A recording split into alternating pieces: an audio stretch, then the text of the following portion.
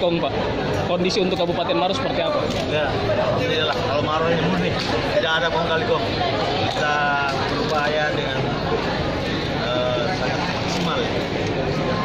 Diharapkan semua KPD, seluruh masyarakat ikut partisipasi untuk mewujudkan Piala Adipura yang kelima.